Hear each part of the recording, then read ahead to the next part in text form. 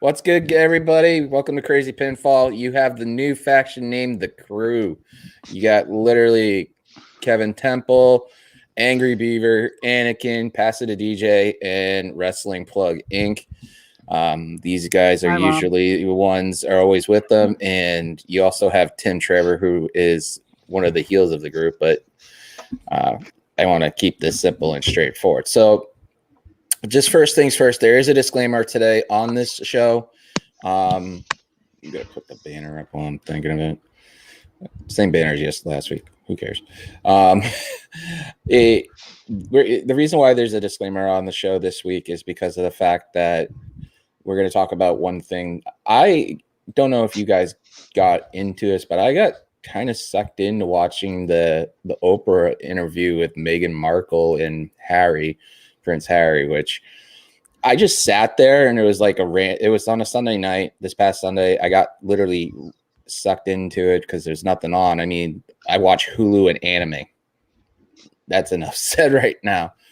But for me, what it basically got me to was perception. And that's what the disclaimer's for. We're going to talk about the misperception or perception of certain things, entities, people, and stuff like that. Now, I got into wrestling when I was 4. My family and people I've been friends with would be like, it's fake, right? They don't ever get hurt. So they must not have watched Revolution. So I mean, the thing is that there's this perception of people who are fans of wrestling that they're, and I'm not going to say it for the present people here or anybody who knows us or we're fans of their work or whatnot, that we're not intelligent, that we're not knowing, we don't have any sense of realization or rational thought or any type of thinking in general. And the reason why I'm connecting this to that interview is that one of the things they were talking about was how the perception of being a royal is very different than reality, that when the camera's on, they have to start smiling, acting funny. It's a job. It's a profession, just like anything else. But when they go home, it's completely different. That's what I mean. It's like, do you guys see in wrestling that as fans or like even content creators like me, that there is a perception that sometimes, we're not as intelligent as we are, that we should be, rather than what we should know in general? I thought our job was to get on camera and to smile and pretend to be happy. I thought that's what this whole gimmick was.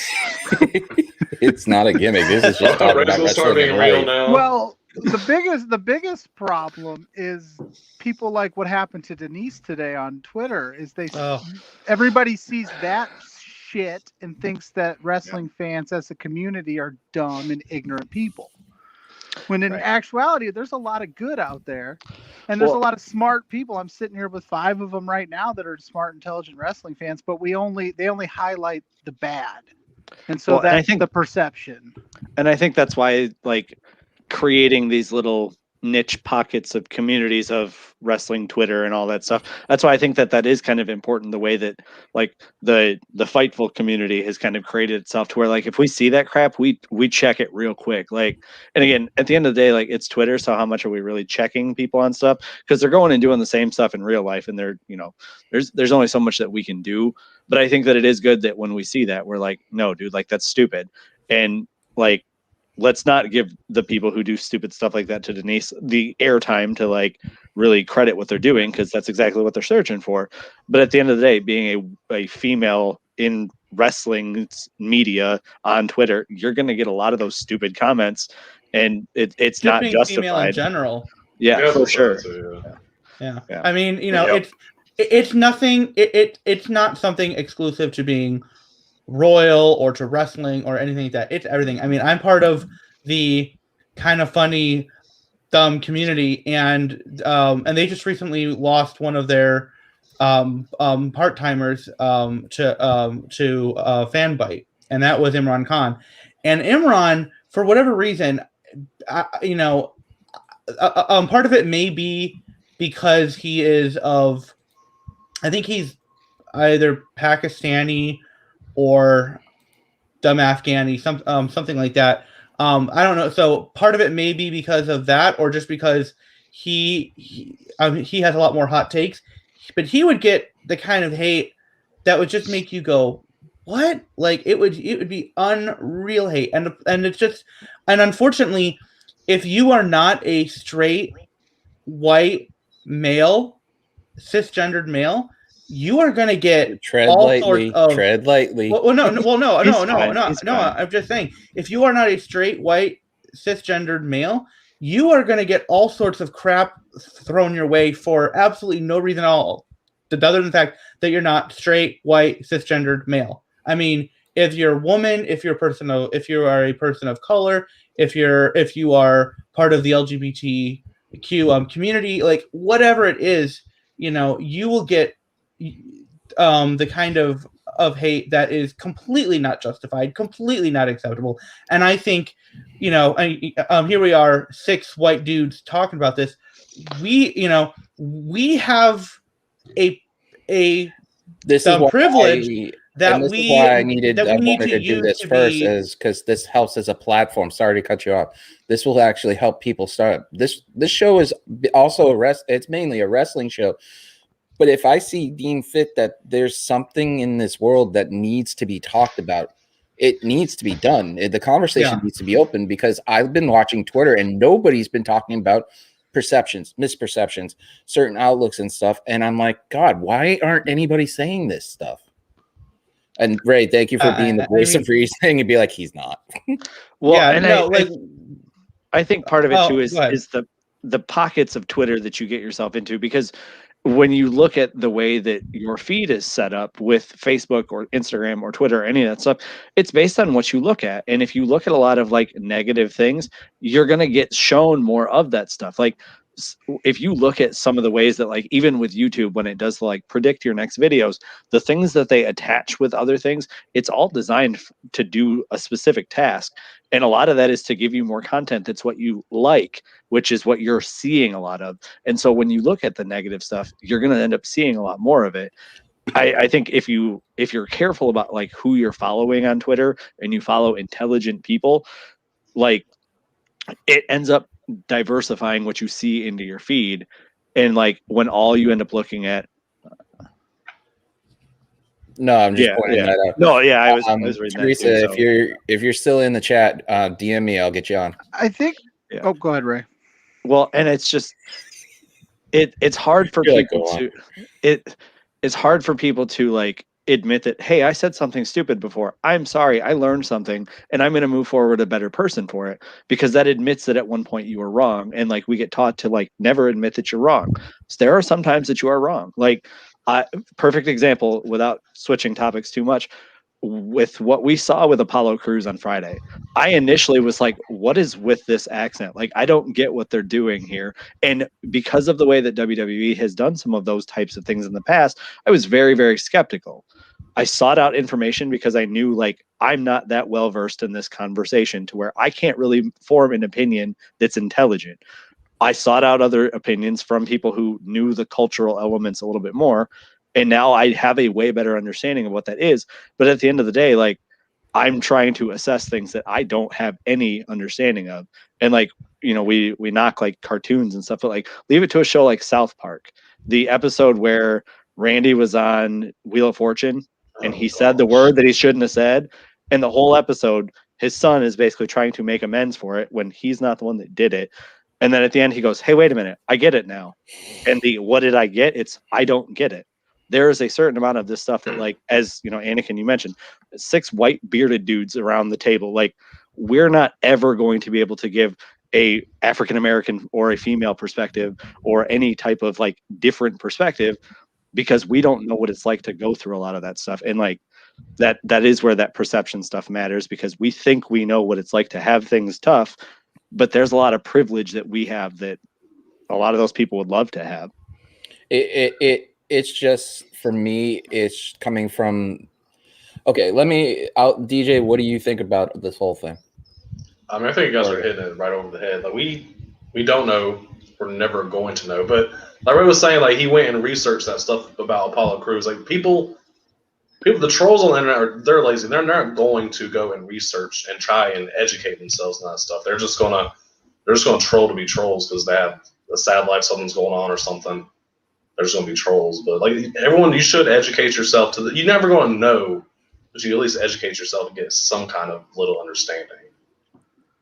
Yeah, for me, like the thing is, I'm gonna say this and then I'll let John go. Is that coming from where I am? I'm Irish, right? Literally, I'm Irish, Scottish, French, and everything else. I'm a mix of everything. But I'm predominantly, I look Irish. And the misconception is, I'm a Mick.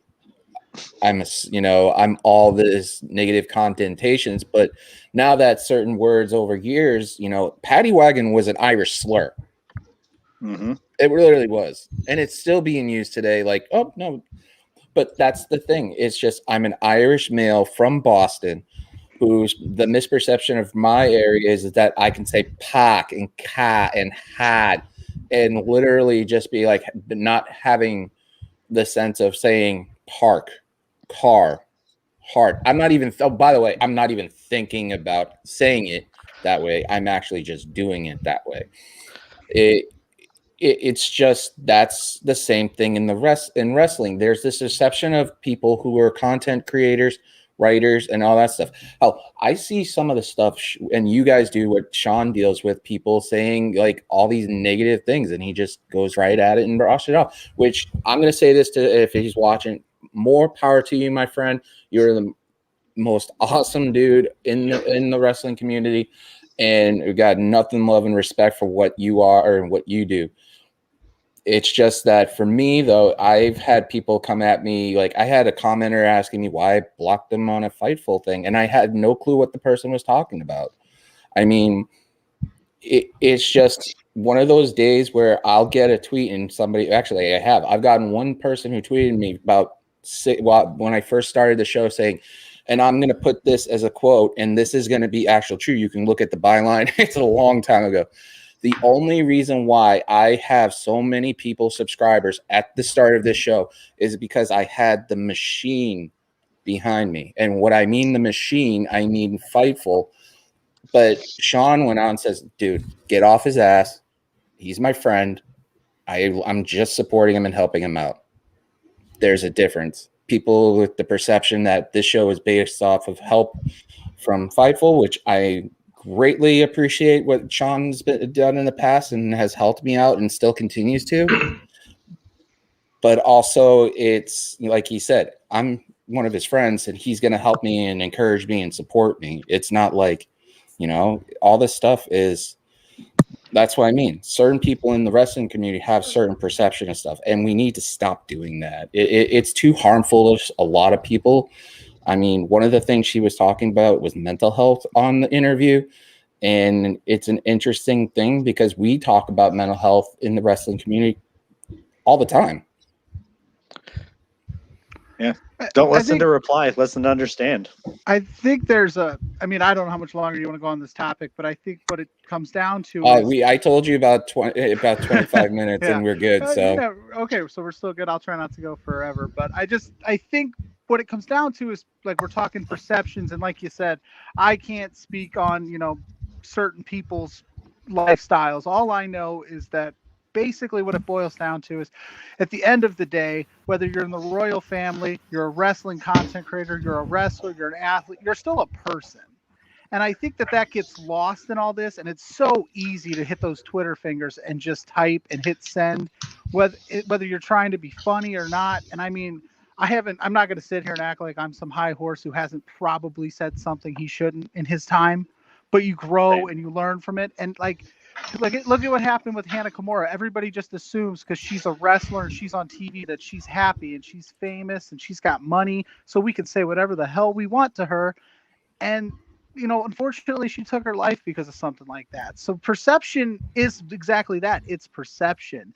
Everybody looks at everybody's Facebook and Twitter and sees a highlight reel, because that's what it is. Facebook and Twitter is your highlight reel, right? But you don't know what goes on a day-to-day basis and what people are struggling with. And, for a lot of us, this is an outlet to do something that we're passionate about and we're putting ourselves out there, and for people to shit on it, they're not even out there putting in that work. You know what I mean? Like, if you're gonna just sit there and troll, where's your show? If you think that you're better than whatever wrestler may be, why aren't you Check out there out wrestling? Wicked Crazy Crew TV at And, Wicked Crazy Crew. Yeah. And to top it off, to your point, throwback about getting help from Fightful. Who cares? Everybody needs help. Nobody's a self-made individual who didn't have some kind of help or somebody take a leap of faith with them on the way. So And for anybody the truth about it is that's just wrong. And the truth about it is that, and this is why, like, any time I give them, justly so, is that I even say it straight out. I literally say Sean's one of my mentors. Rob, who's just getting his feet off the ground on the new channel, is one of my mentors, and Warren had me on his show first, but the thing before I did anything, but him, Sean, and Rob had pushed me in order to do this, and somebody even further back on was trying to say, go do it, and was my boss Xavier. And it's just one of those things where it's like I finally did it, but it's just, people kept saying, because they looked at me just starting 2 months in, and then all of a sudden you see from a channel having 8 followers to 45 followers in less than a month. And one person got upset about it, and then rightfully so. I appreciate everything that Sean has done, and I tell him anytime I get it, I'm so thankful for it, and thank for him helping me with everything. And I absolutely love the dude, and he's great, and he's a really good friend. I know and this is why, like you said exactly, when I was in a bad spot, really bad spot mentally, 2 out of those 3 people hit me up. Like, I'm not even kidding you. Like, Rob texted me. Sean was like worried as hell, because he's like, you don't seem like yourself on camera. You don't seem like yourself in general, and you don't seem so happy and jolly like normal.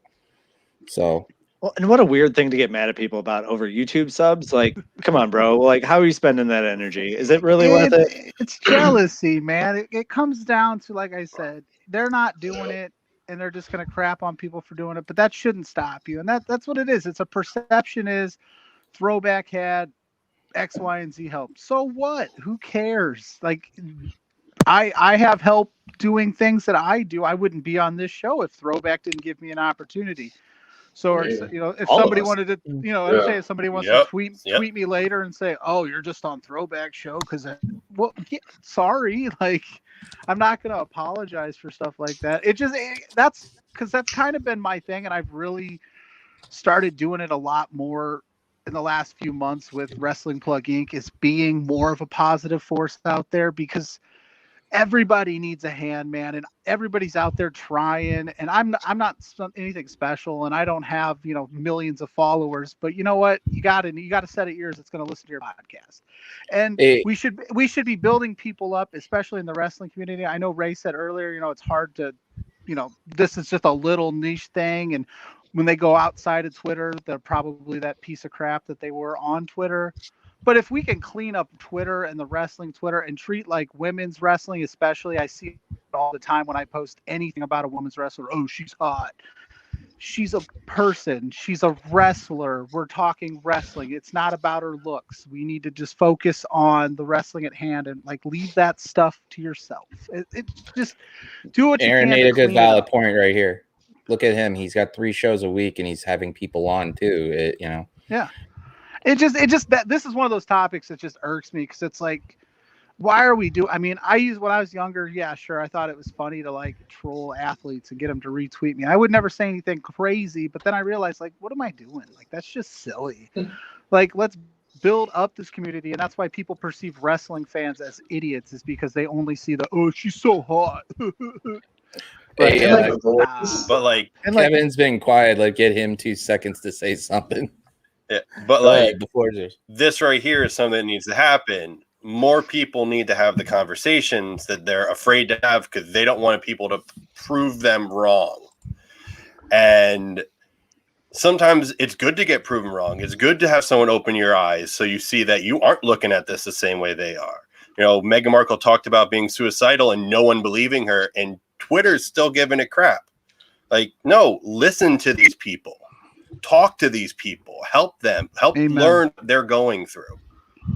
Yeah, like Piers Morgan saying, "Oh, it was an absolute disgrace to the Queen and the royal family," like the stuff she was saying. Like, first of all, you're Piers Morgan. Nobody cares what you have to say. Get out of here. Like, there's a reason you came to American TV for a while, because they didn't want you there, and then we finally wisened up to you and we kicked you out, and now you're back. Shooting.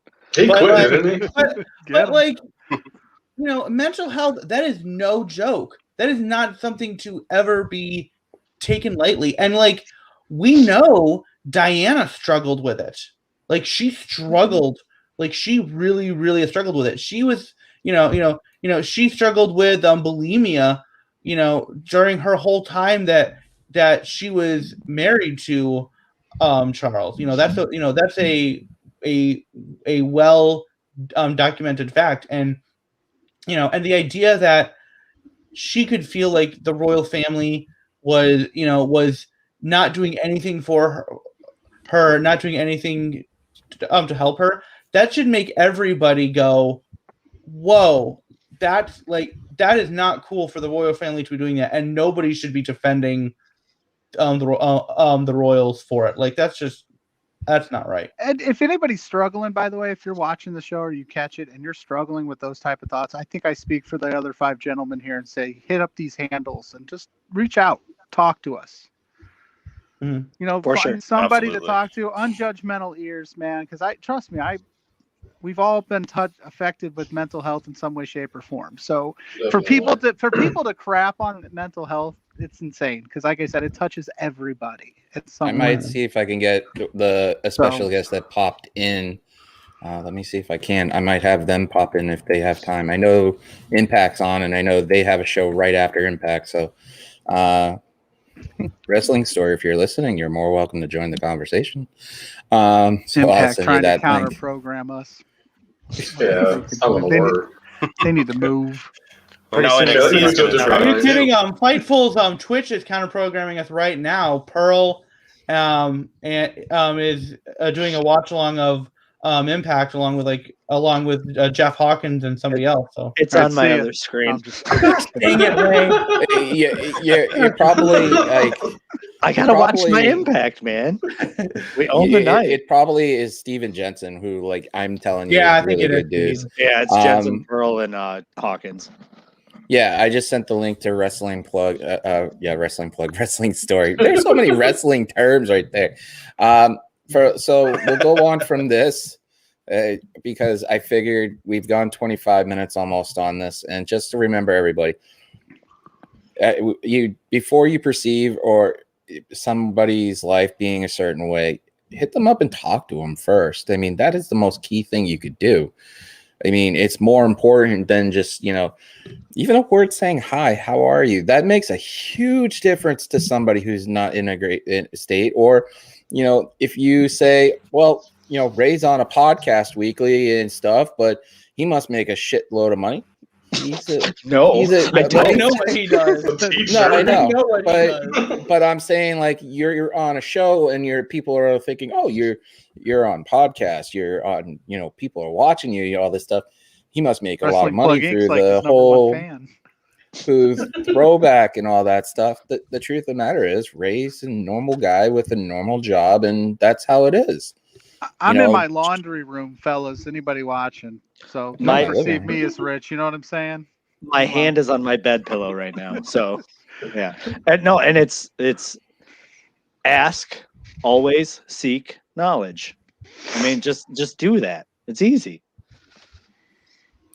Yeah, so I sent that out. If Wrestling Plug I'm already Wrestling Story. Wow, I need to finish my coffee. I made a coffee and it's not an Irish. We're live, man. Yeah, well, I'm looking at your tag and I'm looking at the comment too at the same time. So, Wrestling Story, I sent you the link on StreamYard. So if you want to pop in, I appreciate all the plugs, man. Yeah, I know, right? He's been plugging you a lot. So the wrestling plug. Plug the plug. Yeah. But we be plugging a lot of people. I'm gonna open the veil from the fourth curtain a little bit at 5:00. My buddy Josh popped in so on the Facebook side of it because I'm streaming on all 3 platforms again, except for Meet Me. Hi, Mom. At 5:00 this morning, 7 pounds 3 ounces, and this is an amazing name. It's a wrestling name as best I can, and he just popped up. Perfect timing, my buddy. My friend who's just on the comment section, my buddy Roddy, who, if like you remember on the birthday show, he is literally, when my mom was alive, one of my mom's favorites. He is the friend that literally could go into my mom's fridge at my mom's house.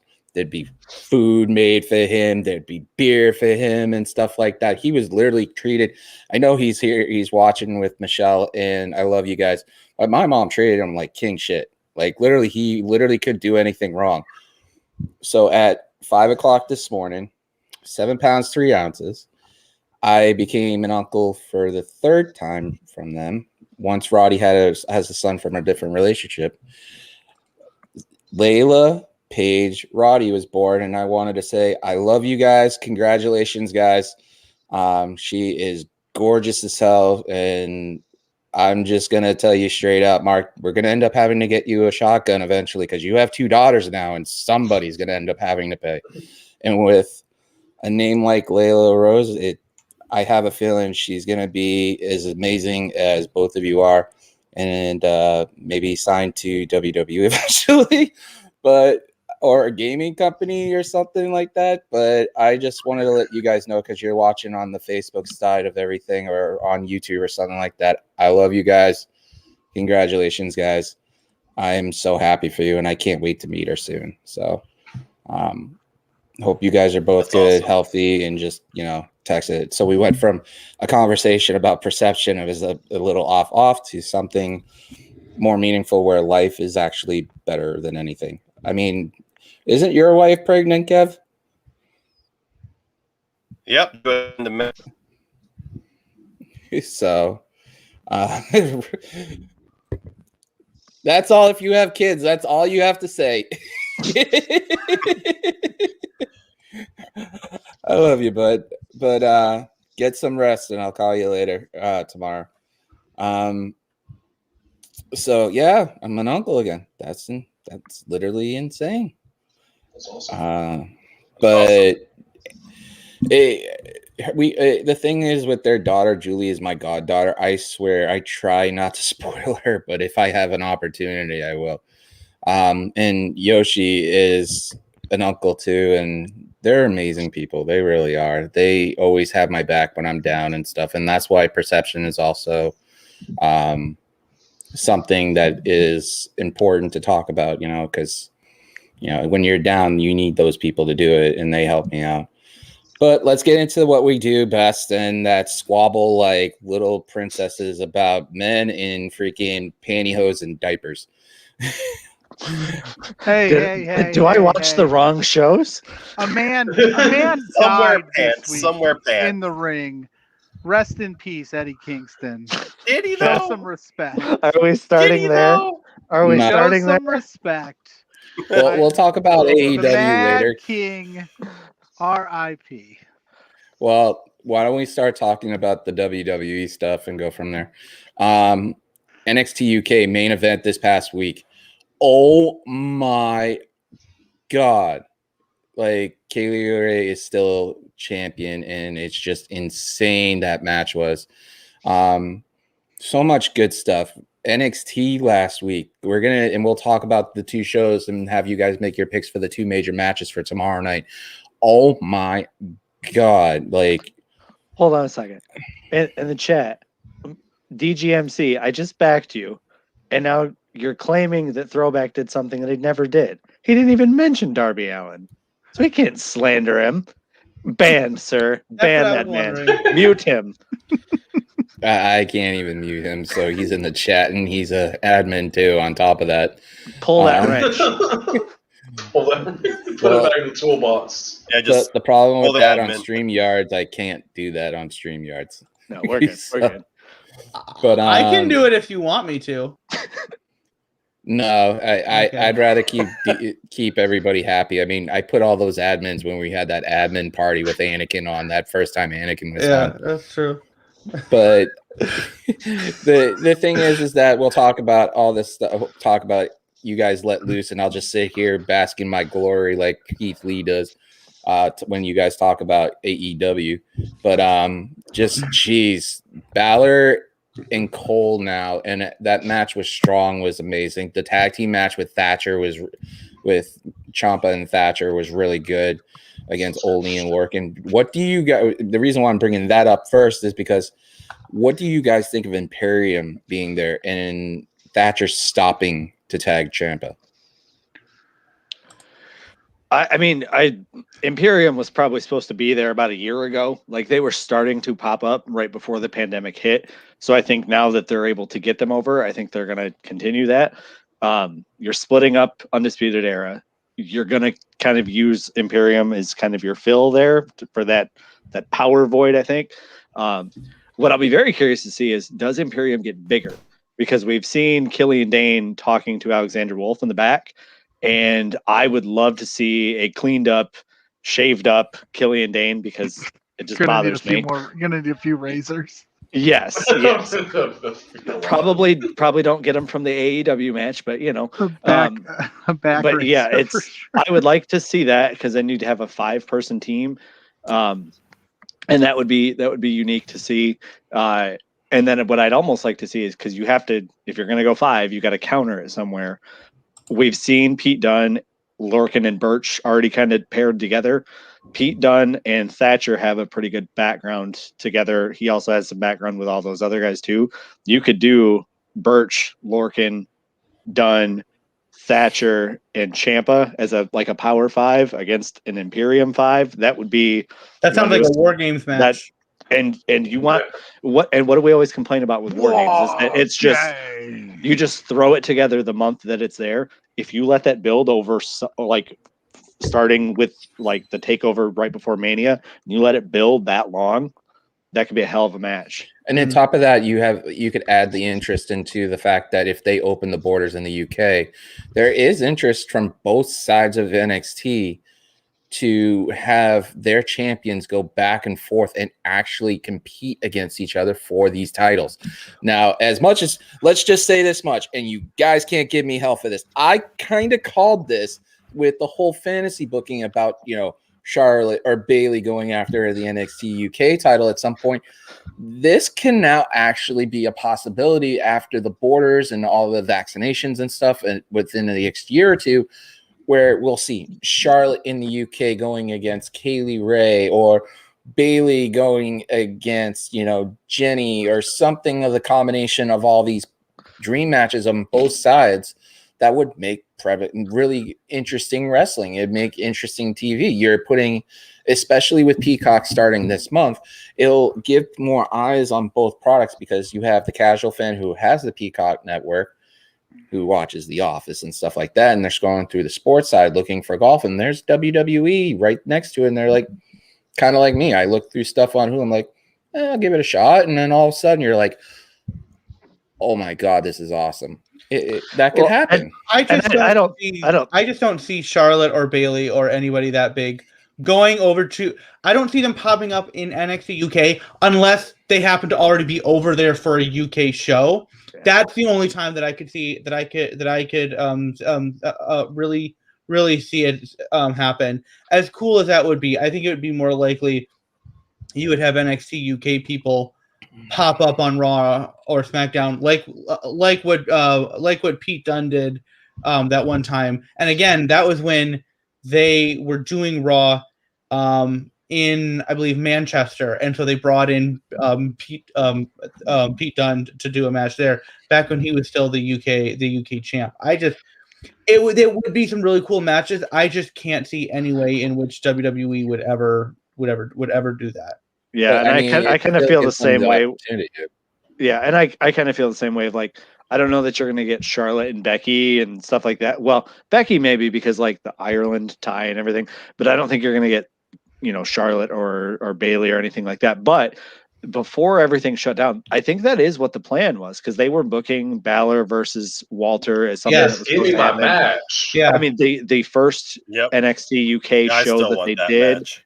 they had Balor. Like, whenever they've done takeovers Mhm. over in England or in the in that Europe area, they've brought in like main roster guys to be to get that crowd pop that you want. Like, I remember when Balor first showed up at one of those shows, it was a big deal, and I think they want to keep doing that, especially because I don't like the idea, but they're going to do these women's tag titles just for NXT. If you get just going to those, bring that up too. if you get those going back and silly. forth, It's silly. They can't book the tag titles they already have. They can't book the men's tag titles that they already have, plus the women's, and now they want to add one more on top of it. Well, but I guess if they were tag titles are not floating anymore, considering the fact that they screwed that pooch. Like the NXT women's division is that deep with tag teams as it is, because there's a lot of single stars. There are a lot of singles. I mean, but they put Shotzi together some awesome tag teams for the Dusty Cup. They did, and my guess with the tag titles, and again, I don't like this idea, but because I like the idea that they were brand fluid, because when they were on all three brands, you were able to say that there's depth within the division. I think what I would hope happens, since we're going to get them anyways, let's at least make it not suck.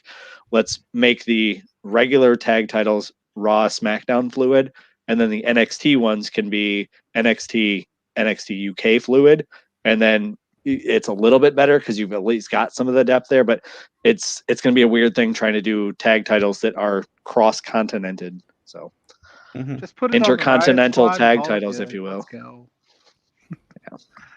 Yep, Riot Squad, and have them go to every brand. It'd be awesome. It'd be so good. Well, they kind of screwed that pooch with the whole thing with Adam Pearce running in. Riot Squad in the Dusty Cup. That seemed like such an easy no-brainer thing to do. They're not doing anything on SmackDown. Put them in the Dusty Cup. But now we know why. Now we know why, though. Next thing you know, they put the Riot Squad on NXT.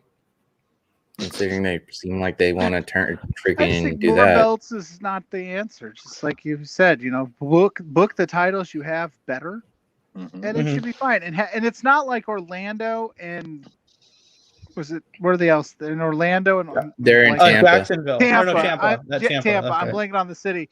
Is that Tampa. Far away? Where they were in Orlando. Everybody's in the same vicinity. You could have a drive up for. Still. Right, you can drive up and down for a show.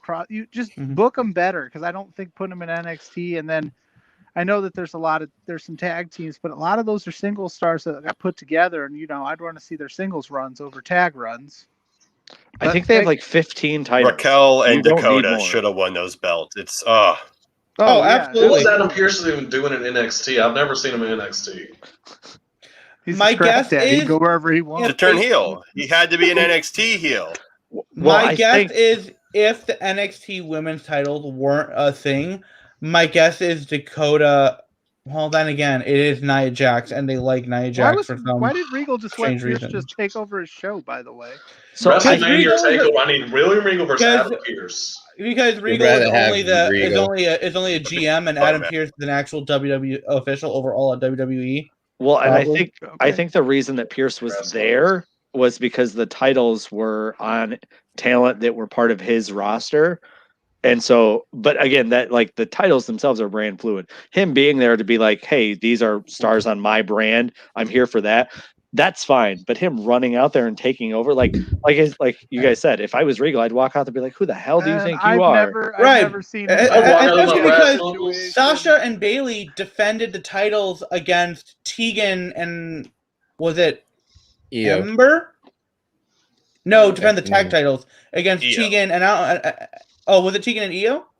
Was he? I think it's Io. I don't think it was Io. I think so. Yeah. I thought it was Tegan and Ember. But regardless, Sasha and Bayley defended the tag titles in NXT. You didn't see Adam Pearce run out there and say something about it. And by that point, he had been established as being a WWE official. So, throwback. Let's get that Dunkin' Donuts. No, homemade, and it's in a Guinness cup too. It was Tegan Knox and Shotzi. Thank you, Aaron. Shotzi. We were close. So what? Close enough.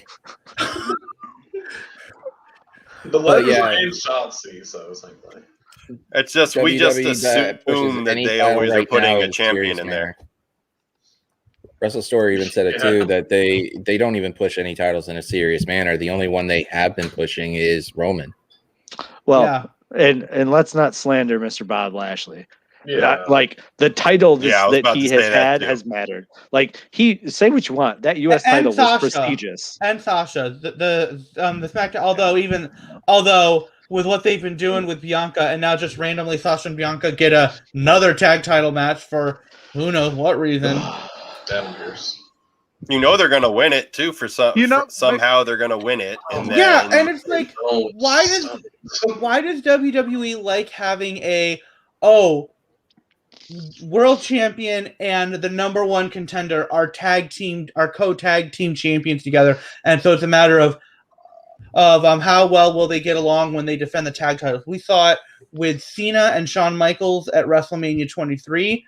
Then we saw it again just a few years ago with Seth and Braun. Like it's such a dumb story to do, a dumb thing to do. Like you created these women's tag titles to give more women a chance to do something, and instead, apart from the first 4, 5, 6 months of those titles being in existence, they have been consistently linked with one or both women's singles champions. I think it's because Sasha and Bailey knocked it out of the park, in my opinion. So they're trying to recreate that match. But they did that even before when they had Becky as Raw champion and Charlotte team up to take on Kabuki Warriors at TLC in 2019. So even before Sasha and Bailey ever had those titles, they were still putting one of the women's champions in that tag title mix. It's because it's such good shit, pal.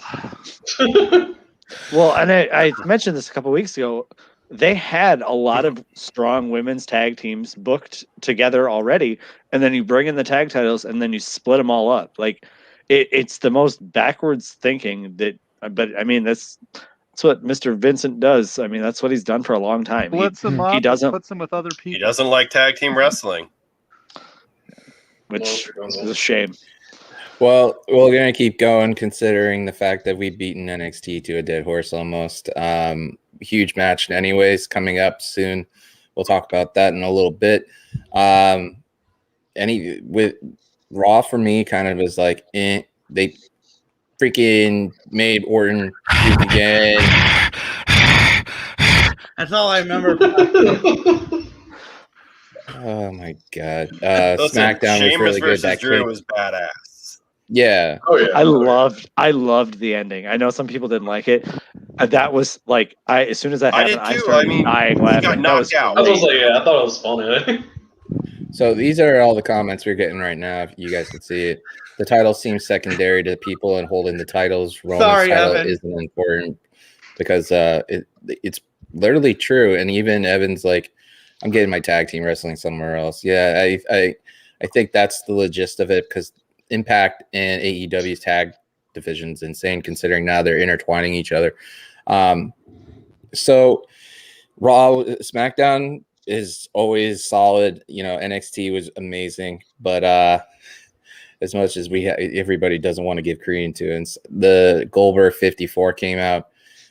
As much as people are like, don't touch it, don't touch the Goldberg line, like the whole thing about the third line. It was actually that was good. part of the homework this week, so I watched it.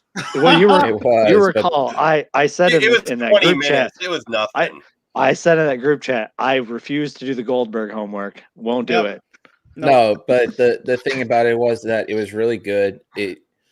I wasn't really looking into the wrestling aspect of we already know what he is wrestling, but how highly he talked about how hopeful he is about his son almost seeming like setting up to him walking his shoes. So I wouldn't be surprised if you see his son versus Dom in like 20 years or something like that. I think his son's like 15 right now and Dom's like 19 or 20. So I mean that could happen based on that documentary. Yeah, because they did something before his match against Drew where they did a little thing where they were following him too, and they showed him and his son like in the weight room or whatever. And but like I'll be honest, like, I don't want to judge parenting, because if someone told me how to parent, I'd tell them to go kick rocks. But like, I couldn't tell if it was like legit proud dad feeling awkward in front of a camera, or like he's putting on a show and is pushing his kid like in a way that's not comfortable. I really couldn't get the feel for it. So maybe all I'm gonna say is he better be talking his son up. He'd be a real piece of shit if he was like, "Yeah, here's my son. This dude sucks." Right, but like, I don't know if like, and Goldberg's been in front of a camera for a long time, and he's very comfortable talking about how great he is. But I like, and his kid's not used to that. His kid's not on cameras all the time. His kid looked real uncomfortable when there was cameras around while he was lifting weights and stuff. So I don't know. I hope that he's comfortable if he gets into the stuff, because man, like we talk about all this mental health stuff. If you're going to be in the ring and you're going to be doing stuff, I hope you really want to be there, and it's not like a pushed thing. But I don't necessarily think you're going to get that either, though. I think it was more him being an encouraged father, because a lot of the stuff he was saying, he's like, one of the things he said is that I wouldn't be surprised if he surpassed me in strength. Like he lifts a lot more than he did at that point. It's like, that's encouraging stuff, and especially if they transplanted over to Texas so he could do football and stuff, it comes as across as he cares. And obviously as a parent, he loves his son to death. I mean, he wouldn't if he didn't want to come back on it. But some of the stuff he was saying is that he has, and this type of run, more interest and more love for the business than anything, which I kind of took him back on. And he's like, yeah, when I was with Vince the first time, I just didn't want to be it. I didn't care. I wanted to do it my way. I'm like, his way is 2 moves that he can't do anymore. Yeah, up and down. He's at the end. He's at the end of his career, and he has 3 matches left. That's it. I can't remember the term for it, but you get emotional about it. At the end of anything, like, you know, that job you've been at for 20 years that you're finally leaving, or any job, and you're like, you get emotional towards the end because you're like, oh, you know, it sucked, but here I am, and I should have did this different. He should have did that different, and so I should have not beat the Fiend in Saudi Arabia. That's not his call. Should have not tried to give. He could have refused. He could have said no. I won't do it. The launching point of the greatest troll of all time for the distraction. Maybe he realizes, and I mean, this is me being like super guys are awesome, nice about it, but maybe he realizes, yeah, I kind of screwed this up, because you know, we talk about some of the all-time greats, and what are they doing? They're putting people over. Like, watch Daniel Bryan. Like, Daniel Bryan doesn't have to be taking pins on SmackDown every week. And we talk about what Matt Hardy just did. You know what Matt Hardy just did with Adam? Yeah, with Adam Page, Hangman Page. Is it Adam? Adam Page. Hangman Adam Page. It is. I'm having a day. Yeah. We're all like, wait, is it? Hold on. Is it Ethan? Here's the problem. There's Brian Page, there's Hangman Page, and sometimes Diamond Dallas Page comes in. If Soraya Page ever shows up, there'll be 4 pages, 2 cages. Cages and pages. That's the name of a pay-per-view. Yeah, that's what I said actually when Ethan and Christian both signed. I said I want a faction. I said you've got to sign Ricky Shane Page, pair him with Diamond Dallas Page, and then put him with Hangman Page and Ethan Page, Christian Cage, and Brian Cage. Pages of cages. It works. Yeah. And you're forgetting one that still works at WWE at Backstage. I already said her, Soraya Page. Oh, no, that's not like her name though. Like, it's Paige. No, but that's what she's known. Just go with it, Ray. Just go. With it. I mean, if she spelled it every joke. If she went as just Paige, then yeah, that would work. She could. That would work. I'd be down for that. Yeah. That's the teacher in Ray. He's like the. So just quickly back to the Goldberg thing. Yeah. Go ahead, Kev. My favorite part of the Goldberg was just the opening between him and Big E. Just that real conversation they had backstage about how when Big E and his dad met Goldberg after an event, and just like didn't know how your day went, but to us, you were having the best day ever.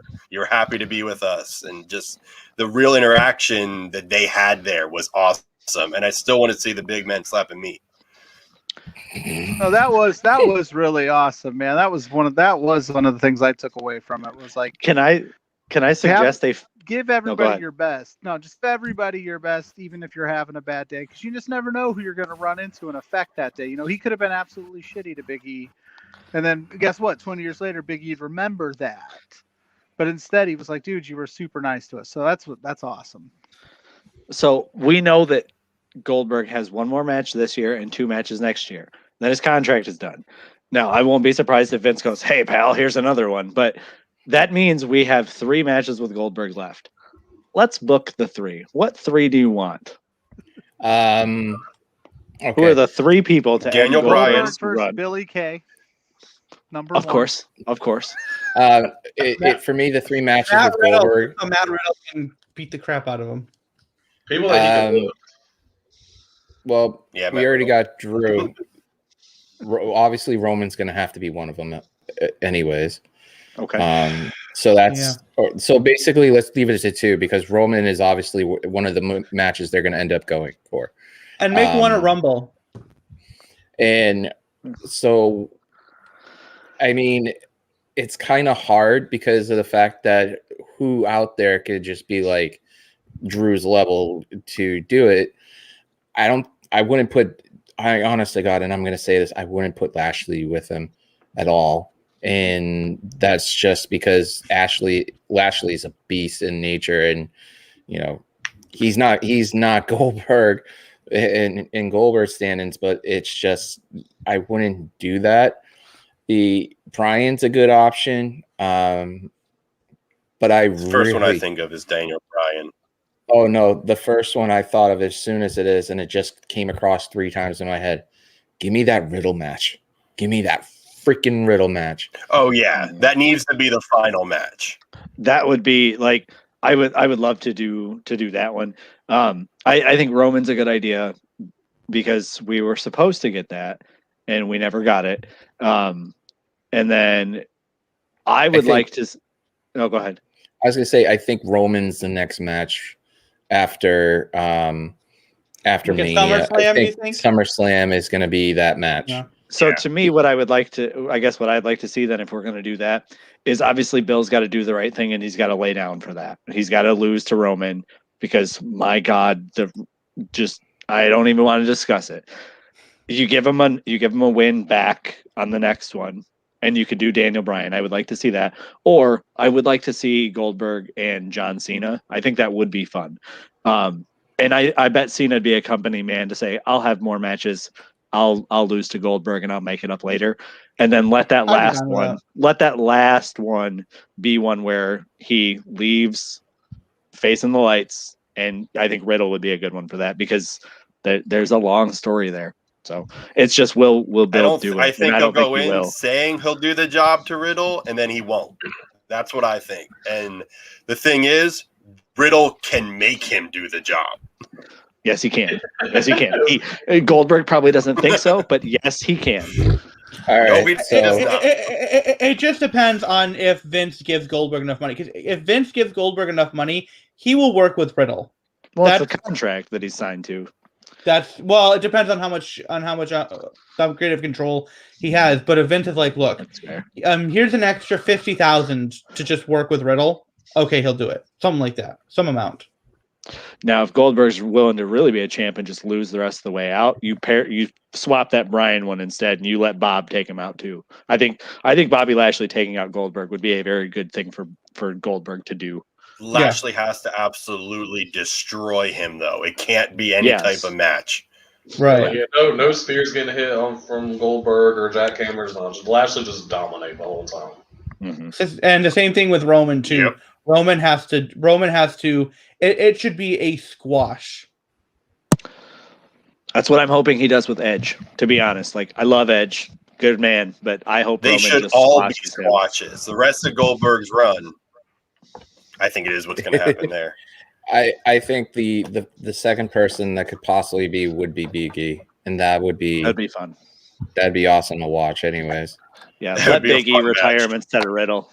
Yeah, I'd be down with that. Big E instead of Riddle for that last one. No, I know the Riddle match. I need it. Yeah, Riddle's got some heat on him. So you never know how much that matters. And I know WWE's backing him, but there's a certain amount of heat for backing someone and then letting them retire. And again, I don't like Goldberg, but retiring a legend like Goldberg, you gotta be careful with that one. Well, we got some time left, so why don't we get into it? I'll let you guys go. Anna can take the point. You got AEW Revolution, so there you guys go. Do we want to? Do we want I'm to here start for sparkler talk.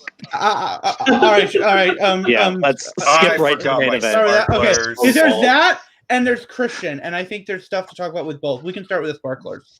So I was not able to watch Revolution live because a Sunday night pay-per-view that starts at 8, rough. and I start work at 9:30 just wasn't going to happen. I did see the footage of it, and man, like that was, I mean, for all the hype that match had, for it to end, and that was like the last 30 seconds. That has got to be a awesome disappointment. Pay-per-view. But I do want to say this: I have seen dummies out there who have said that was a worse ending than Hell in a Cell 2018. No, it was not. No, it was not. Not even close. So if you are one of those people who thinks Hell in a Cell 2018, which if you need a reminder, was Seth Rollins versus The Fiend that ended in a ref stoppage in a Hell in a Cell match. If you think that was somehow better than Revolution, like I don't even want to talk to you because that just doesn't make sense. I think it was just Kingston selling it like he had died. Really. I mean, if he would pop that, I know he was doing what he was supposed to do. I watched it live. I was like, the match itself was fantastic. The pay-per-view overall was fantastic. I thought well done, and it was paced well. Absolutely. It got done at 11:30, which I liked. Yeah. I was like, all right, it's not 1 a.m. And they have this awesome death match, and for whatever reason, they decide to blow this ring up, and it just, it just killed it. It's tough to come back from. That last image, every show, that last image is what they want you to see last, so that you tune in next time and you're like, oh, these sparklers. And that one made you forget about the rest of the night and how awesome it was. And it was so good. It was such a good night. I mean, I could talk about that pay-per-view up and down and how well it was and how well it went. Yeah. I mean, Hikaru Shida and Rizu Mizunami was the match of the night for me. That match. Maki Ito is that amazing. Match should have been on the main card, and Saban and Miro should have been on the pre-show. But hey, and Maki Ito was there. It was that match ruled. I mean, and then all of a sudden it's just like, oh no, sparklers were dead. If Kingston wouldn't have sold it like that, it might not have been as bad. Well, and you said it too. Go ahead. Well, you kind of hit it too when you said like the fact that Eddie sold it as hard as he did, and bless him, he was face down. He couldn't see anything. He was doing his job. But somebody close by should have probably said, like, it didn't go off right. And, like, have him pop up and kind of... Because Eddie Kingston's one of the smartest promos in all of professional wrestling. And if you think otherwise, you could probably leave this stream. But, like, if he would have heard somebody say, like, it didn't go off right, he could have adapted very well and just started laughing and making fun of Moxley. Or making fun of... I'm going to play devil's advocate on that. Okay. Because I'm a theater tech who has fired pyro and loaded pyro. It might go off wrong. That doesn't mean he wouldn't have stood up and then it off, because I've been taking pyro out and had it go off in my hand. So until they tell you 100% you're clear, you don't move from what they told you to do, because that could be your life. So he did exactly what he was told to do and shouldn't have differed. And you know what? Maybe that's it. I think the problem was when you rolled him over and he still did the eyes closed, selling it, all that stuff. That's where I think you ran into the issue. The problem. Yeah. And I think if you look at it and go, that whole show sucked because of that, like, you're not careful with your well. And I mean, now here's the thing, though. It's be careful with your energy about stuff, because like the match, like you guys said, the match ruled. I loved the match. I was very nervous going into it because like I'm okay with the deathmatch stuff, but it's got to be done correctly. And I thought that nailed it. But when you have that explosion go off, and if on Wednesday, if Eddie Kingston comes out and says, hey, I've heard, I talked to a lot of people about how this stuff works, and I knew that I needed to be careful and I needed to stay down a little bit longer. And kind of like what you were talking about with working with Pyro, if he mentions something like that and he sells it that way, all right, like that's fine. Yeah. But the ring stuff not exploding properly, with it being the story that they can now tell of, yeah, Kenny drew this thing up in crayon. What did you expect?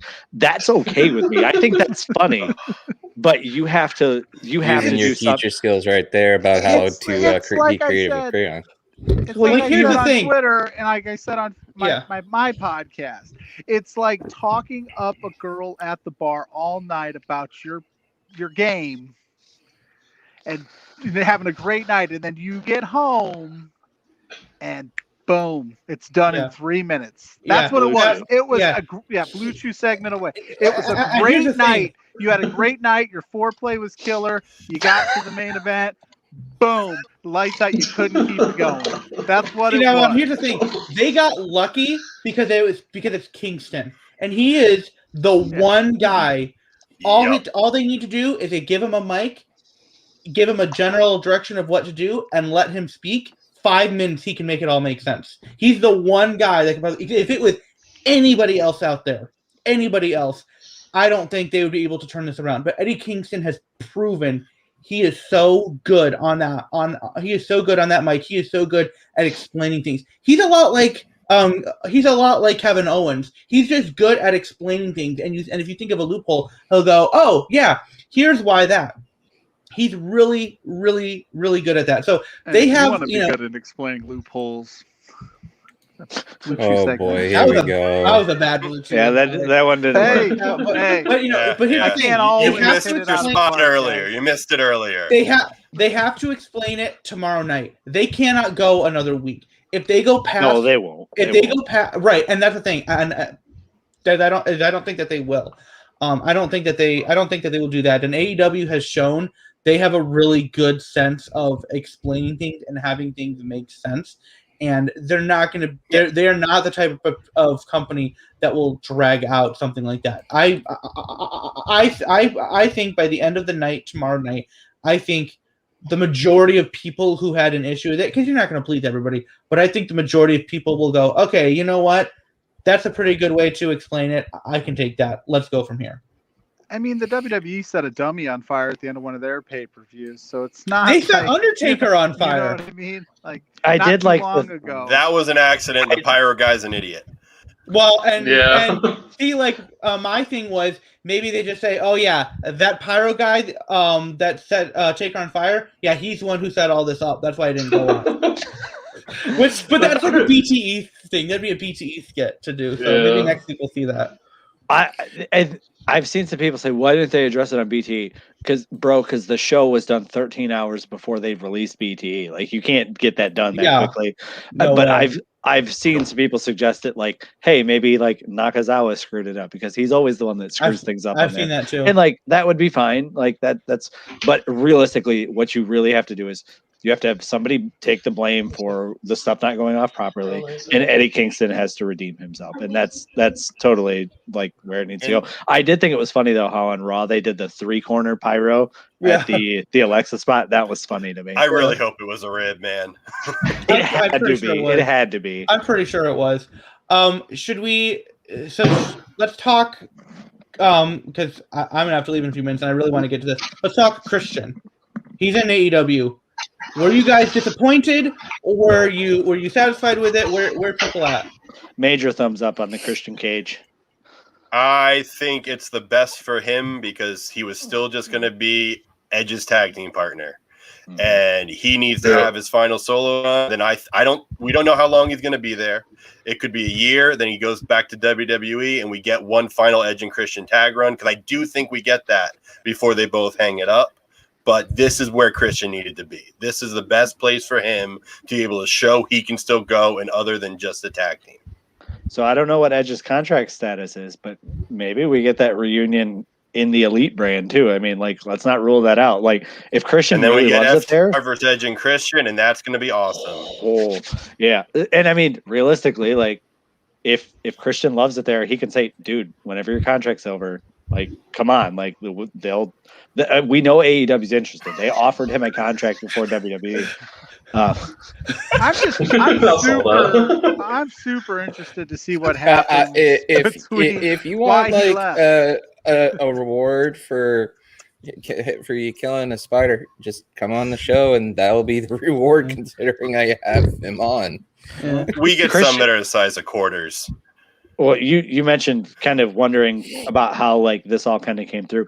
Christian did mention something where basically like when Mox came out and said like, yeah, I figured, you know what, give it a shot. Like, what do I have to lose? Like that kind of helped persuade him a little bit too. Mm-hmm.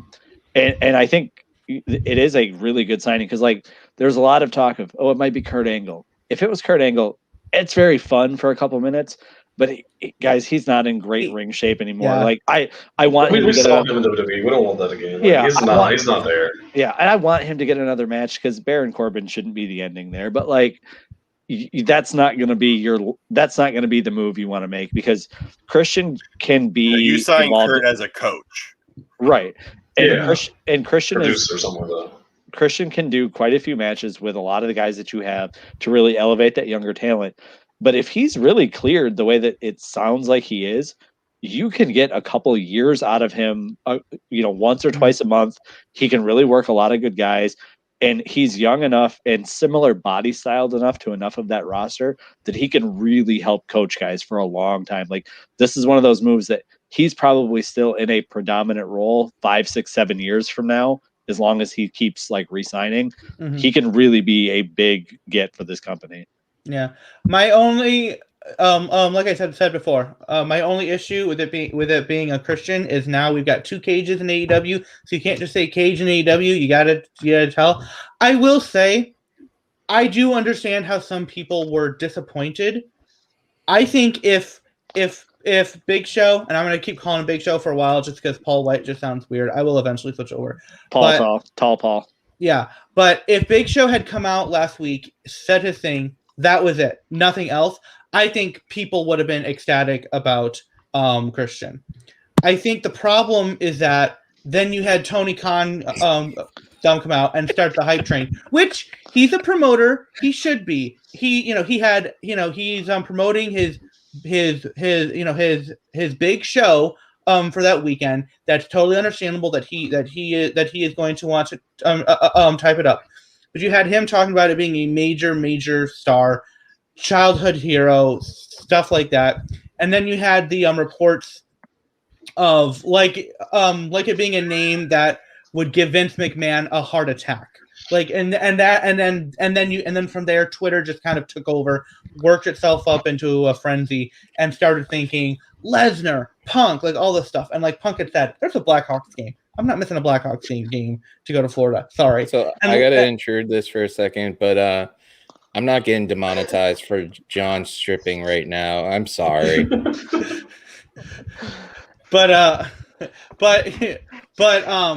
the fact is that we had one set of expectations, and then the hype machine started taking over. Lesnar, I don't think would have, because I don't see AEW really going to Lesnar and really thinking like, hey, like we'll give you all this money for a few appearances. I just don't see that. To me, like I thought it was Kurt until Kurt tweeted out the video on Saturday of him putting on his boots and a singlet, and then I was like, okay, nope, it's not Kurt, it's Christian. Because if it was Kurt, he wouldn't be doing that. It's Christian, and I was fine with it. But I can understand if people allowed themselves to get a little bit hyped up because of what Tony Khan had said. I'm still not over that it's not CM Punk. I don't put a lot of the blame on Tony Khan because I don't think that's fair, because he was just trying to promote his thing, and he didn't hype it up to that. Oh, this name will give Vince the heart attack level. He didn't do that, but people took fans did the. Yeah, and to an extent, that's exactly what they're supposed to do, is to hype it up like that, because you're selling a pay-per-view, and to a certain point, like fans have to do the one thing that fans don't do, and that's think for a minute and not be. I mean, fan is short for fanatic, so like you have to pull back and think logically about it. Yeah, because realistically, if it would have been Brock, that would have been very cool. But what do you do with him? You're not bringing in Brock and not putting a title on him. And then all this build for Kenny Omega is for nothing. Like, no, you're not doing that. Same thing with CM Punk. And again, does a crowd want it? And again, I like CM Punk's work. His in-ring stuff is awesome, whatever, all that stuff. But you're not bringing him in and not putting the title on him. Christian is a guy that has enough fanfare behind him to where you can get use out of him in the ring and booking stuff. And you don't have to put your title on him right away. You can put your TNT title on him in a couple weeks, a couple months, whatever. If Darby loses to Christian in 3-4 weeks, all right. Darby's had a decent run. He can go do something else. He can go try to take that FTW title or something. Because what are you doing with that? But if it was Brock or Punk, what do you do with them? Yeah, and the fact is too is people here. Major. I love how Anakin's going to be extremely late for work. I'll be fine. But he's a professional. Professional. I'm not Jeremy Lambert. If he's not, he's on Twitch right now. I think. Yeah. No, he's not. Night off. Yeah, but boy. but the fact is, when people hear major star. And I had people telling me yesterday on Discord, Christian is a major star. Like, what are you talking about? And it's like, here's the thing. Where has he been associated for the last 10 years? WWE, who has not treated him as that major star. The place it was in TNA in 2005, 2006, 2007, around there. And yes, he was a major star there. But TNA at that point was nowhere near the level of what AEW is at right now, nowhere near the level of WWE. You have got people who have been watching for years who never watched TNA, who to them, Christian has always either been the tag partner of Edge or Captain Charisma with his peeps. That's what he's been. He's just not on the same level as a Brock Lesnar or a CM Punk. And that's not his fault. That is WWE's fault for not taking advantage of this, of when he was white hot right after Edge and retired and being like, we're going to make Christian a major star. That's on WWE.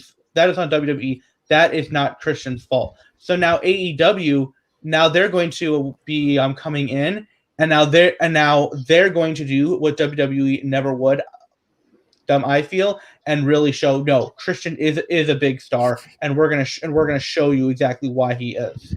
I still think Christian, whether he was in exactly AEW, why AEW is the place for him to be. Mm-hmm. I think if AEW wasn't around, he'd still be WWE or Impact. But the greatest pardon the pun, the greatest impact he could probably have eventually is doing something in the PC as a part-time coach. But I think because he's so healthy right now, I think you could probably get about the 4-year contract on top of an extra 2. Mm-hmm. So we'll see what happens. Also, you also heard Edge. He's like Father Time's catching up and stuff. I think Jay is younger than Edge. Younger than Adam a little bit by a year or 2. So, I mean, there's a little bit more wear and tear between a 2-year gap. All right. I really got to go, guys. I got to get to work, too. I got to get ready. All right. Go third shift. Y'all go. So. All right. Y'all have a good night, y'all. But, yep. DJ just popped. So, it's actually the other 2. So, let me adjust this. There we go. Cover me for the sparklers. I'm on the bottom. Be safe, bud. The Christian signing is fine. I was, of course, I always get my hopes up that it's CM Punk every time. I don't care. That's me.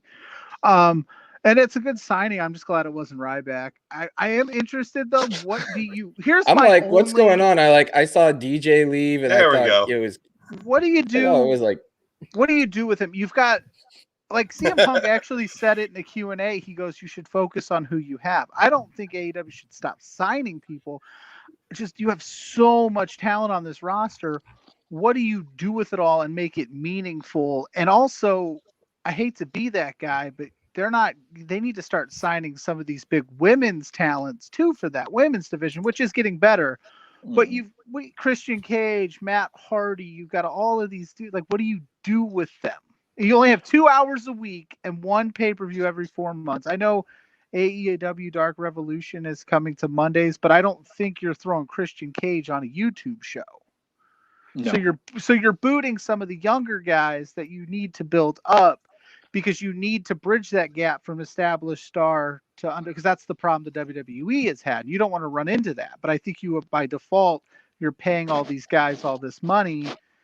You need to do something. Well, that'd be my only complaint with it, is like, all right, I'm interested to see what you do with Christian Cage. It's tough. It's a tough balance. I feel like he'll only do like 1 or 2 matches a month. He's not going to be a guy that's every week, but he's going to be a guy that can really help agent a lot of matches for a lot of these younger guys and try to help them really put together, because his best skill is the TV matches, and that's what you're trying to build a lot of. And he can help agent a lot of stuff that will be on Dark or that will be on Elevation, just as helping them design how their matches are going to go. And that is something that is extremely valuable, that they are collecting a good amount of different minded legends that can help you do a lot of different things. Because like, people don't talk about it, but like, they have, I believe he's still with the company. I don't know current statuses of stuff, but like, they have Nick Mondo with like in their building facility, like to do some of these crazy stunts.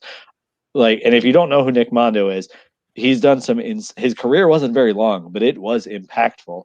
This is a dude that did a ton of stuff in CZW. If you type in Nick Mondo on YouTube, you will find some messed up stuff, including a spot where he took a weed whacker to the stomach, like a running weed whacker. Like, it's messed up. It's like he's helping. Like, you have a mind like that in your roster too. Like, and that's you fine. can be diverse set. I think you need that, and that's an awesome thing to have, is to have all those minds backstage.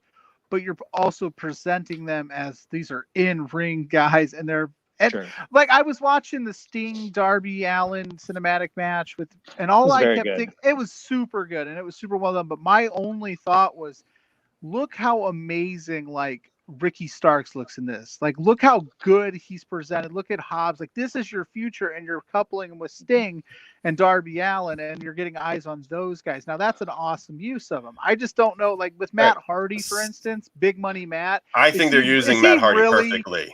Really? Yeah. I with Private Party as like more of their manager. As more of a manager, but he's still getting. He had like the longest match at. Yeah, it didn't need to be the longest match. You know what I mean? That's what I'm talking about. Like, we don't need 35 minutes of Matt Hardy match. Here's my thought for Christian. Easy way to get, so say he's wrestling twice a month. You put that TNT title on him. 1 week, you have 2 young stars wrestle each other. Whoever wins faces Christian the next week. We're getting these young stars working with an amazing veteran that will throw down, and eventually he'll give it up to someone. But that's a good way to get these young stars reps with this guy who's probably one of the best to ever lace them up, one of the best gas tanks to ever lace them up. Just listen to his podcast with Edge. He'll tell you all day. And it's just this perfect way to get these young guys reps. They fight for the chance for him, which is something that gives a match a stake. Every week he's not on the show, because a chance to fight Ed or Christian, and you get him on, but he's also still showcasing these younger guys. Yeah, and I think with with the Sting thing, Sting was in a match with 5 other young talents, and like, I didn't love that he was the one that got the pin, but like, I also get it. Like, you bring Sting back, you want him being there to be important. But like, nobody watched that match and thought, oh, Ricky Starks took a pin to Sting, what's wrong with him? Everybody was talking about how good he looks. And that's the art of this too, is make someone look good while they're still losing. And Ricky Starks I just worry a little bit about, like, there's a line, and they are signing a lot of top heavy level legends where it's like, you got to stop somewhere before you get too legends heavy. And WCWE. Right. Thank you. That's I'm going to cut this for a second between this whole the ECW thing, the WWE, all that jazzy old school, new school stuff. Fightful just put out a report right now, according to It was reported by Rob DeFelice. According to reports, new reports, William Regal is indeed announcing NXT Women's Tag Team Champions tomorrow. Last week, following the controversial ending of the Women's Tag Team Championship match between the defending champs Jax and Baszler versus Gonzalez and Kai, when we announced that they would be making a landscape announcement on March 10th episode, which is tomorrow. It was announced later on March 8th episode of Monday Night Raw that there would be an additional announcement that would have major ramifications for the NXT brand. According to Sports Illustration's Justin Barrasso on Twitter, William Regal will be indeed announcing NXT's very own tag team championships for the women. I turn the words on it. It's not fully on that. In addition to the first ever 2-night takeover event, according to Barrasso, night 1 will be taken live on USA Network, while night 2 will be taking place on the WWE Network, which will be then exclusive Peacock in the United States. A report about potential 2-night takeover even surfaced last week.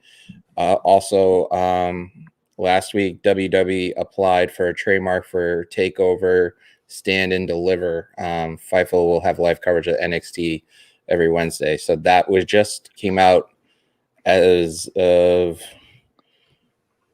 at 9:09, reported by Fightful reporter Rob DeFelice. So that's the cool. 96th title in the WWE. So I don't like the title thing. I do like the 2-night takeover thing because basically that sounds like they're going to do. I'm going to have to take a vacation to. So that's the weekend of Mania is the ending of my spring break. So it times out pretty good for me. But if they're doing a 2-night takeover, I do like that.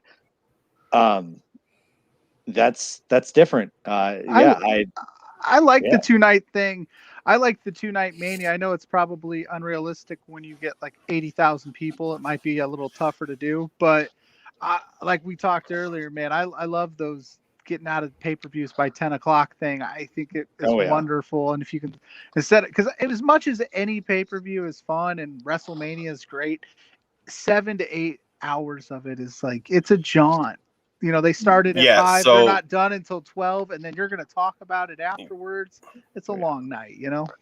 My wife and I went to WrestleMania in New York, 2 years ago now, and it's a day, man. We were just fried by the end. It got cold by the end. Luckily, the hot chocolate came around right in time. Yeah, I remember when they announced that one for New York, they said that it was like outside. It was like, it's April and like it's cold. Like I don't get why they would do the cold cities for an open air for something like that. But I'm curious to see, and my guess is that they'll do both nights of it in the Capitol Wrestling Center. It would be cool to be like, hey, this is a takeover. It's a big deal. Let's move this into takeover the Thunderdome. I think that'd be kind of cool. It'd be just interesting to having them at a takeover again in a stadium or something like that. Does anybody know when the Thunderdome's ending? Because I don't. Mania. Tampa Bay is what Fightful. Yeah, starting a baseball soon, so that's got to be tough. Yeah, it'll be after Mania. They will not be at Tropicana Field anymore. Okay. I think SRS said that he's heard they reached out to a couple buildings that might surprise people, but last he heard they hadn't heard back if they were available for any long period. I wouldn't be surprised if they end up at Disney World. The way this is going, you know what? All of a sudden, you see Xavier Woods and Kofi Kingston running around, and in the Star Wars section with fake lightsabers and having a freaking lightsaber wrestling battle or whatever. See, now I need that. Now I need boys. That. Oh! I can't really maneuver. Rocking my New Day shirt tonight. Well. It's been an interesting night nonetheless. We had a really good, deep, meaningful conversation about perspective, which is, it's always good to change everything up a little bit. Celebration of life, obviously, if they're still watching, congratulations, Mark and Michelle Roddy. Other than that, we've had a great night. Said certain names. So first things first, where do you think we should raid on Twitch? Fightful, of course. I still don't know what that means. What it basically means is that because we're doing Facebook, YouTube, and Twitch, because I'm doing the $25 a month thing until my taxes come in, so I can pay the yearly. You can go into the settings in the stream manager, and you could actually send anybody who's watching over to another channel while they're on. So, like, the list is the Shinam cool. The Shinam Kayla is streaming. Fightful has 26. The former Aiden English King Matt is also on, and Paige is doing well. She's got 903 viewers right now. So as much as I would love to say Fightful, because we did Fightful last time, should mix it up a little bit. So I would probably say I wish YouTube could rate other people's channels and stuff, but why not do it to Kayla? I mean, she's very supportive of everything we do here, and it's the right thing to do. Done. But you're the boss, sir. Yeah. I'm not the boss, but eventually this is your show. We just take it over. I just sit back and enjoy it. I just, like, everybody asks me, like, if you had to describe my show, it's just me hanging out with my friends, talking and being idiots or goofy or just having fun, really. And, that's the best thing of doing it. So we'll go around and Ray, tell them where they can find you. You can find me on Twitter at AngryBeaver1127. I do predictions videos for Impact, AEW, and WWE pay-per-views. Impact has Sacrifice this weekend, so tomorrow afternoon or so I will be recording that. So keep an eye out for that. Twitter. Instead of recording it, why don't you go live on the YouTube channel eventually? Because I can get in my little private bubble and just get my thoughts out that way. But I'm always open to, like, multiple appearances and stuff. Like, I can do my own show and then go somewhere else and say the complete opposite picks. That way I'm never wrong. Yeah, true. That's actually really smart. But I mean, one of these days we'll get you going on that. The contract's already been mailed out for you and Wrestling Plug Inc. I pitched a perfect game with the AW predictions, by the way. So anybody wants to sign me, I'm available. Yeah, no, you're the one who tweeted, "Where's my contract? I want the Brock contract." I'm itching to sign that thing, man. You keep talking about it. I got my pens ready to go to sign it. I'll take the Daniel Bryan contract. I'll be here every week. John, tell them where they can find you. I need to stop handing out my resume like I'm Billy Kay so I can get signed already. Let's go. You can find me at Wrestling Plug Inc. on Facebook, Twitter, Instagram, all those good places. You can find me on Anchor FM. I've been starting this new little thing called the Squash Match Podcast, where I just drive home from work and I just talk about whatever's on my mind. They usually last about 15 to 20 minutes. So really, they're not hard to listen to. So if you could check that out, that would be great. And as always, I got that Independent Spotlight series going. I got hopefully a couple dropping this week. So stay tuned. All right, Kev. Big Kevin Nash. Tell them where they can find you, my friend. Simply on Twitter at Kevin's_Temple, just like it says right there on the screen. Tweet about wrestling most of the time. Just I'm that way. Talking and stuff about retweeting stuff from Fightful or Throwback. Really is mostly what I do. I try to stay out of all the heat and stuff. Well, eventually, an idea has popped in my head about making a show called The Crew. That's why I said a new faction is formed. Having Ray and John head that show on whenever they want to deem it out as a nightly, 1 week nightly show when their both schedules align properly.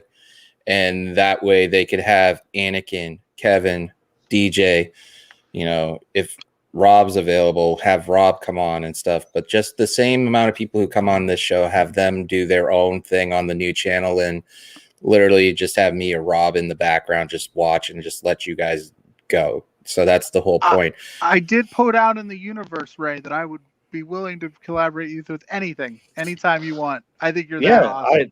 I'm just going to say that. I think your takes are on point. So I think we could make some magic happen.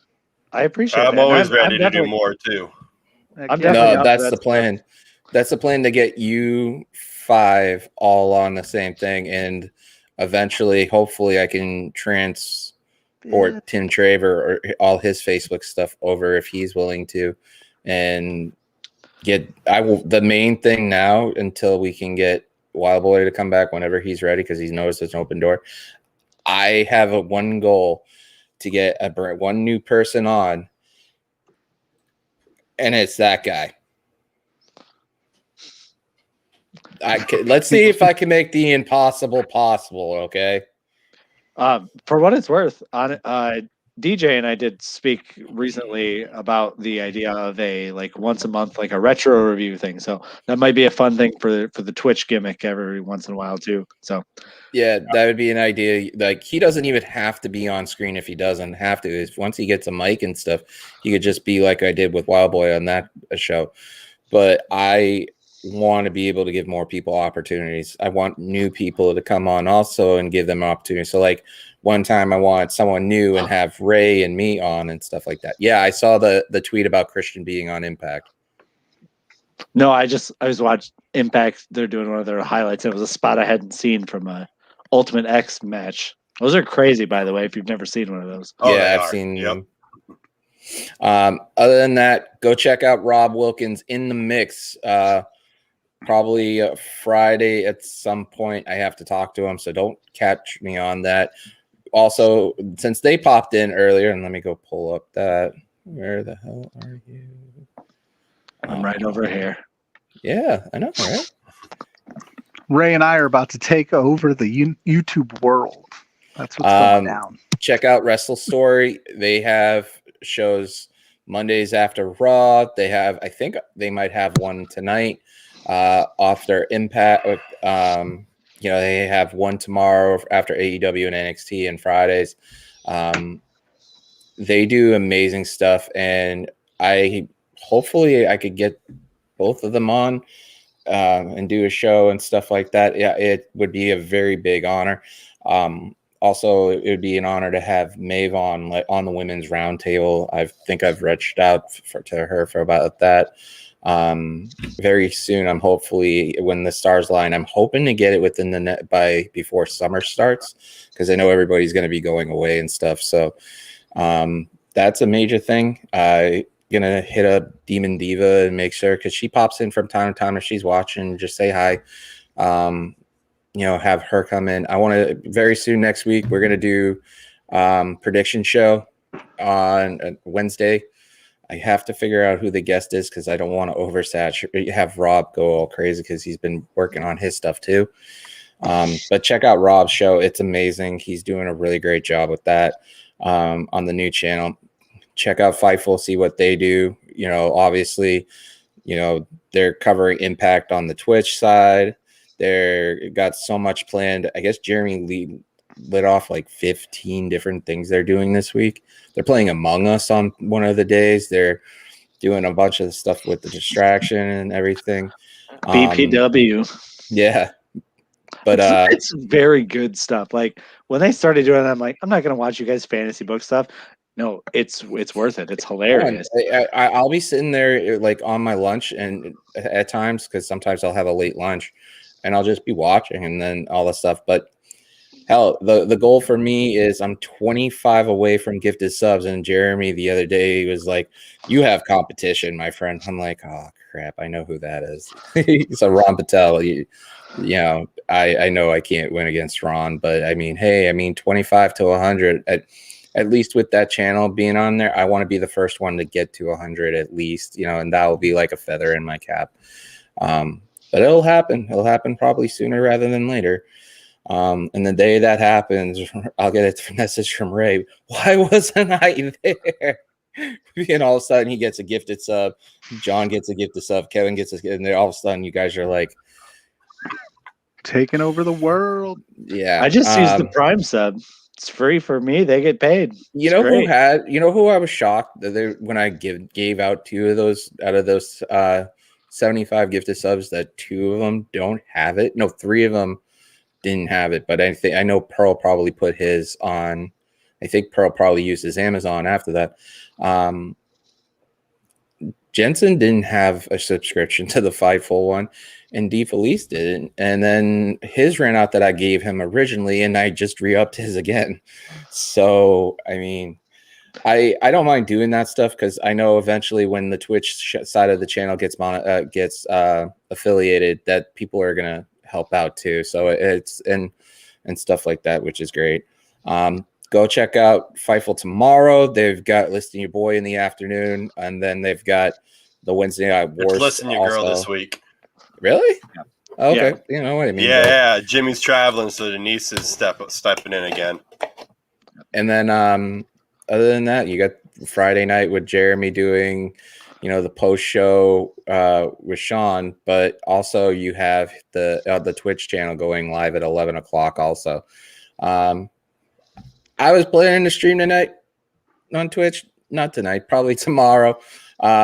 Saturdays, you'll usually catch me with Anakin streaming Gears of War when our schedules are lined up. So anybody has an Xbox or anything like that, any games you guys want to suggest, that's fine. It's just we're going to use and OBS streaming labs is hard to use with your Xbox unless you have an Elgato attached to it. So I've been using StreamYard because it's a lot more simpler. I could just match my screen and you guys could see it, and then I could just use another computer to see it. I need to get a big multi-monitor setup. Unfortunately, I don't have that financial aspect of that.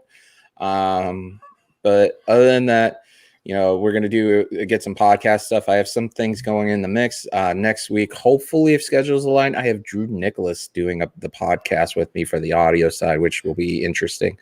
And then I'm trying to see if schedules align. Darren, I'm trying to see if I can have Dennis Farrell come back because him being on that one time was amazing, and talking about hockey and stuff like that. That was, and I want to keep building on that stuff. It was so much fun.